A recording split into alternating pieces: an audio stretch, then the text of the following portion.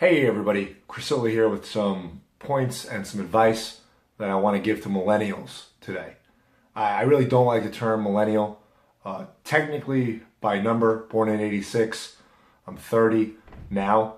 I am a millennial by definition, I guess, if you go by the years. Someone who was a teen in the 2000s. I'm the later end of it, the later end of the spectrum, although I don't identify with the contingent of people that would be a millennial, or at least a politicized agenda of them. I started working at the age of 13 in a butcher shop. Age of 15, I was a waiter in a catering hall for a number of years. While I was in college, I was a manager at a Radio Shack. And then when I started apprenticing for owning my own martial arts school, I apprenticed as a martial arts instructor. I was also working in a bank to make the bills. I had to get rid of my car because I couldn't afford it. And at the age of 25, I opened up my own martial arts academy. Signed a 10-year lease and never looked back. So I don't feel like I fit the bill of a millennial. And now that I'm 30 and I have people that have been younger than me coming in for jobs and people that are older than me as my students, I've gotten to see a wide array of personalities and ideas and things people bring to the table. I want to recommend to millennials a few things today. I know everyone feels that every idea they have in their head is amazing. I'm that way. I'm super confident. My mom hugged me all the time, told me I was the most important person in the room, and I know that everything I think is amazing, but I don't immediately vomit it the minute I have the idea. I think the worst time to give your idea is when your boss or supervisor, manager gives a presentation and then your idea contrasts that and you do it immediately following or you interrupt. I'm not saying if you have an idea, sit on it. I'm not saying that your idea isn't valuable. Some of the best things we've employed here at Park Slope Academy have been ideas from people that are newer than me, are younger than me, haven't been in the game as long as me.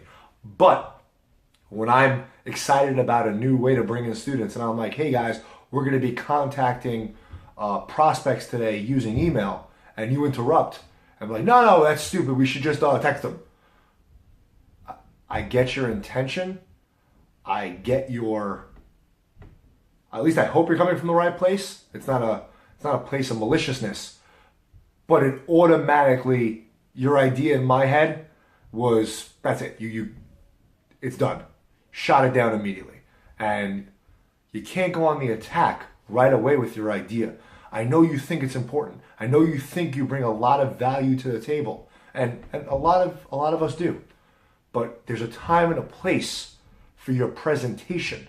And your presentation has to be done in a proper way, in the proper channels, not as an interruption, and surely not as a counterpoint or challenge of someone's authority or expertise.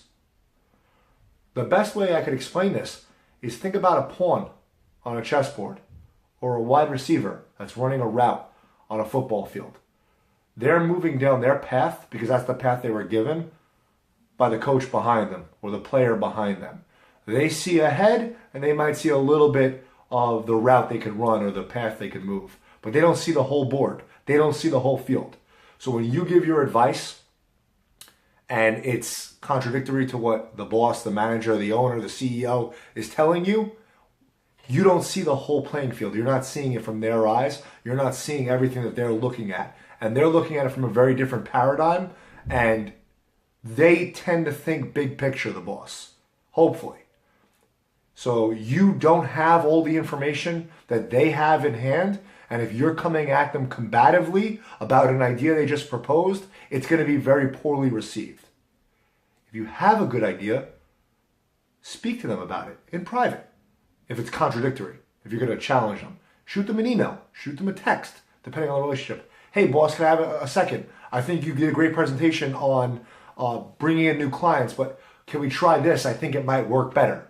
And you'll get a proper response as opposed to, that won't work, how do we do this?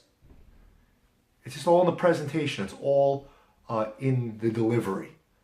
And you may feel like you're sucking up, or that's actually life. That's the reality. You can't have everything the way you want it. It is in Burger King. And when you start to believe that you're the most important person in the room, when you're the most expendable, it's a very dangerous equation. So my advice is you may have the next greatest idea, the next best idea, but if it's delivered in a piss poor way, it's either going to fall dead before it hits the ground, or that's it, you'll get terminated, and maybe you'll bring the idea somewhere else. So if you're excited about your job or the prospect that you're working on or the apprenticeship you're in, and you have an idea, just propose it in a nice way. It's all in the packaging, and you're going to learn if you're new to work, if this is your first job, you're 20 or you're 21 or 22.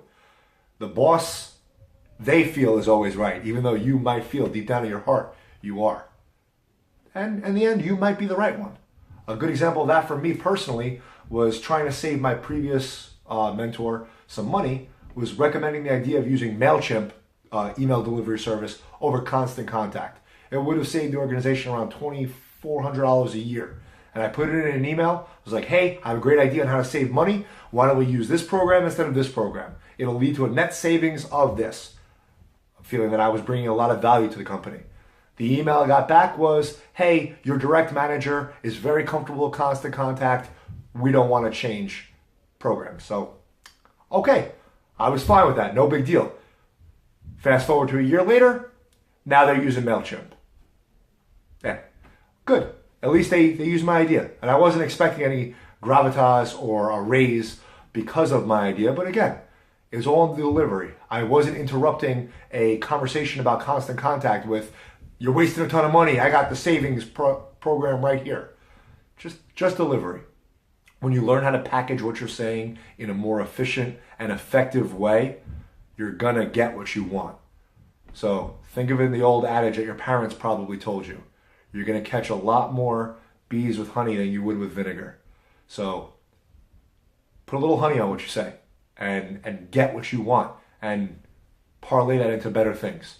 Good luck out there, millennials. I know it's not an easy environment. I know it's an easy thing to crap on you right now, and a lot of people are doing it. I'm hopefully not. I'm doing it with the best intentions to make sure your first job, your second job, every other job and career you might have will be a lot more successful. All right, catch you later.